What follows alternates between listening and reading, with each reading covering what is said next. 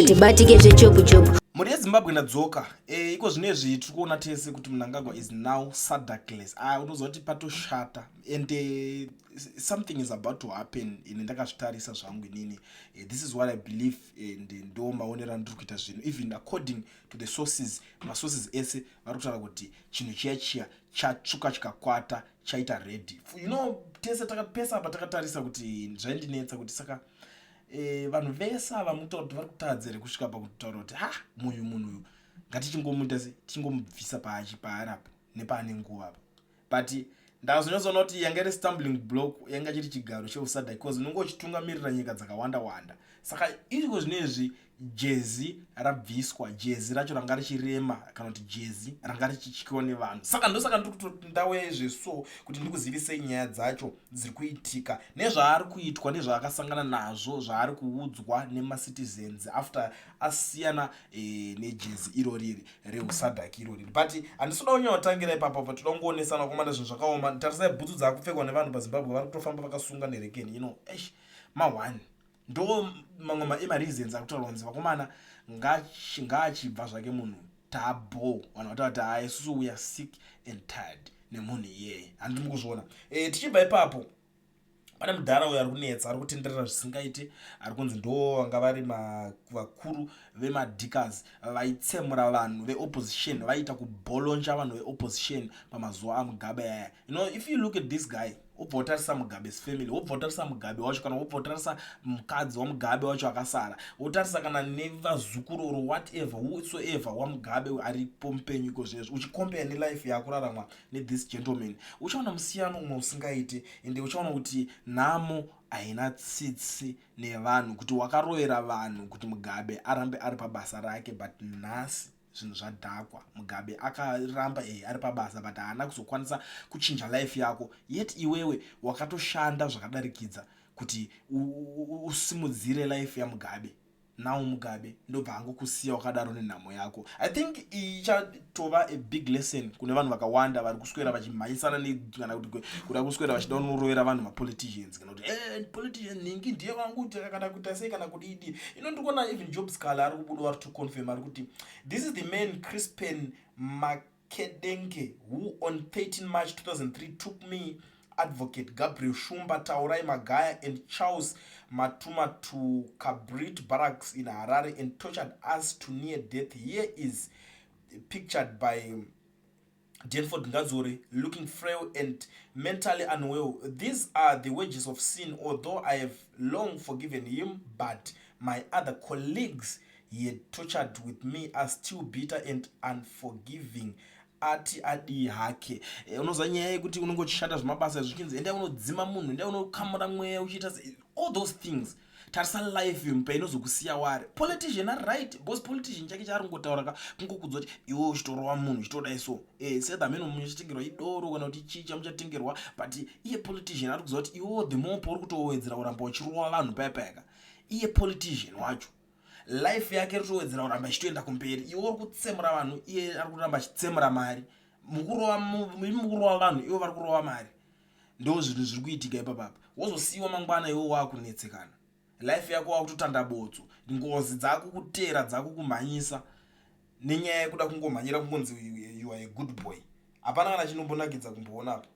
Hapana kana chinombovaraidza kuona life yemunhu yakudai so. But I think it's high time yekuti vanhu vachinyatsodzidza panyaya idzodzidzi, vanofanira kunyatsodzidza. Apa rekedza tidzokere kune nyaya yamanje yeSADC.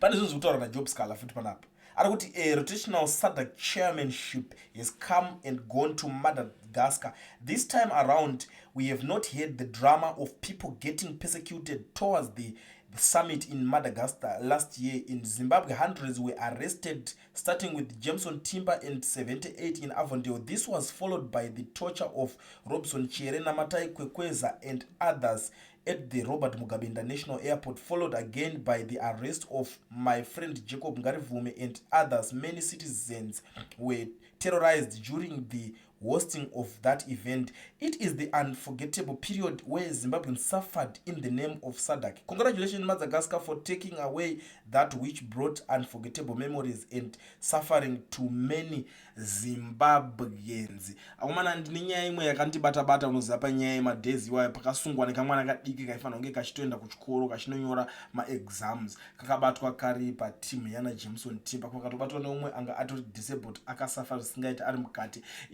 All in the name of SADC was what they were thinking kuti alright, election yakaitwa ndobva varamba vakanyarara boza vanhu hapana zvavakaita saka vakanzwa vakunzi aiwa zvinhu zveichi zvesadhaki zvauda kutenga zvoda kudirwa jecha boza vanhu vaingothreatenthreatena vachiti toda kuuya kunoita madhemo pamadhezi esadhaki iwo toda kuuya tichionererwa pane vaenzi.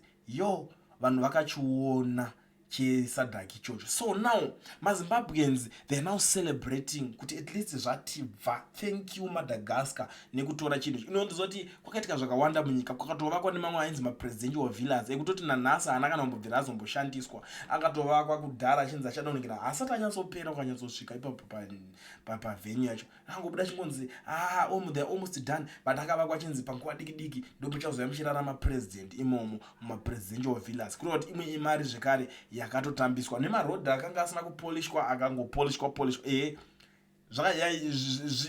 zvine kamwe ka effect mbijana kekuti alright marodhi wacho akapolishwa unongosara uchiti 1-2, but issue yanga yapo mande kuti aiwa why zvinhu izvi zvisiri kuitwa nyika yese.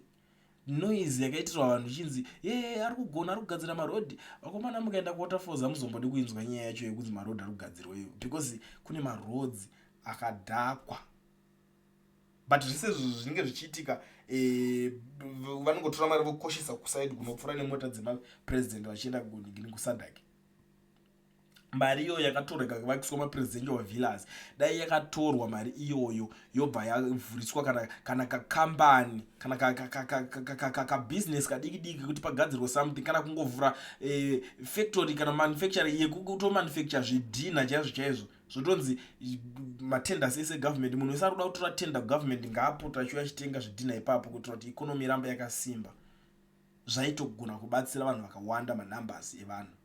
Because kune zvimwe zvinhu zviri obvious. Tungoti magadzira kana manufacturing iri kutogadzira zvidhina, moemploy vanhu kana thousands of people, not only 1000. Kwakupa kuti it's a must, it's a command. Munhu wese ari kuda kutora tender remugovernment obvanzi it's a must, unofanira kutenga pane a certain company yakadai so yavhurwa iye project yegovernment. Zvaibatsira, but hakuna kana akambozvifunga. So now iko zvezvo ndosaka vanhu vari kucelebrate ende vamwe vari kutukirira vanhu kutora zvakasiyana nekuti chigaro chaichiya chazosvika pakusiyiwa. Zvinonzwisa tsitsi asi at the end of the day zvinhu zvokuti people were not supposed to celebrate. Honestly speaking, people were not supposed to celebrate kuti munhu asiya, but now vanhu vakucelebrate ende vakutora kuti kana achimbokwanisa kuita hand over simba remasimba ekusadhaki ko iri rechigaro iri how far zvino zvakaoma here. Is it so difficult kuti akwanise kunge achirisiya? Right, mira tipinde munyaya yacho panapa tingoonesana kuti vanhu mugoziva kuti ndikubva ndikupi ndichienda kupi zvimwe zvezvinhu zvandikutaura because muzofunga pamwe ndikuda kutanga ndida kukuvhundutsirai handisi pa kuvhundutsira because ndinoda kutokuonesa izvo zviri panapa. Iye ari kubuda panapa ari kuti at the 45th SADC summit in Madagascar I reflected on Zimbabwe's tenure as chair marked by progress in industrialization, food security and African-led peace efforts. As we hand over, I urge our region to remain united, resilient and self-reliant. Apedza zvake. But ukoona ipapapa apedza kutaura izvozvo vanhu vane zvinhu zvakawanda zvotanga kutoonera. Uzokuona uchiti kuti president pese pori kutaura panenge pakaipa.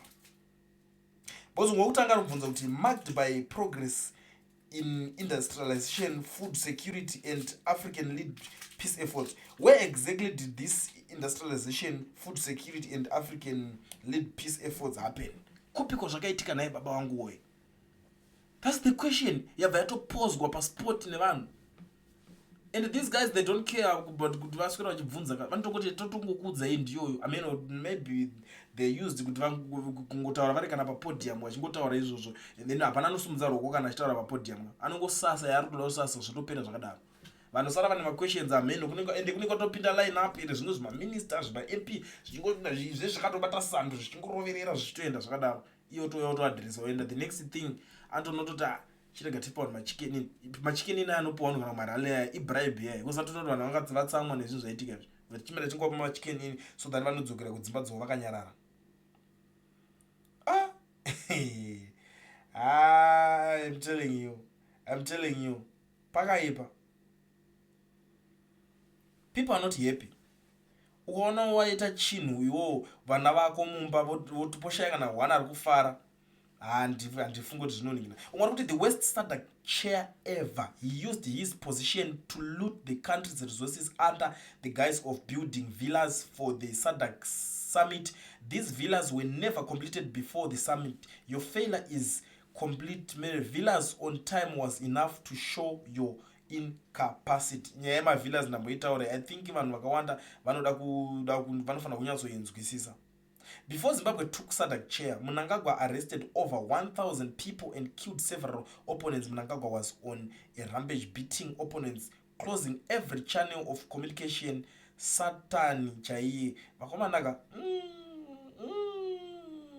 ungarikuti you are very useless old man, call it quits. There is nothing you are good at in Zimbabwe except corruption between you and your cronies. What a disappointing presidential run, worse than Mugabe and Ian Smith. Ukaona wakukombewa nevanhu ivavo kuti Mugabe na Smith, ukaona wakumentionwa zita rako musame sentence, waipa. Panenge patoshata, vanhu vanenge vashatirwa newe. Uzototi zvinhu zvekuti vanhu vanosara vakazvimbirwa so vachikona vachingodarika kubva ngoti maoma. Anyway, muri Zimbabwe izvo zvotaurwa zvipere. Unozoti panapa tinogona kuswerera tichitaura tichionesana, but I think apa ndambokwanisawo kuti kumbobudisawo zvishomo 1 or 2 3 things zviri kuitika zviri kutora nzvimbo so that tese tozokwanisa kunyatsokunzwisisa kuti chii chinhu chiri kunyatsoitika. But before I disappear, because munozoti handiri munhu wekuti handinyanyoda kutambisa nguva. Kana uri muSouth Africa uda kuregisterwa company iwo ubva wavhurwa FNB business account usina work permit kana study permit, bata munhu anonzi Owen we-education research ane numbers ndaisa pascreen apa anokwanisa kuregister company okuvhura FNB business account usina work permit kana study permit. Passport yako iyoyo ndiyo inokwanisa kuvhura zvese, ndiyo inokwanisa kuita zvese zviri kudiwa. Saka garai mabatana naOwen mutaure naye.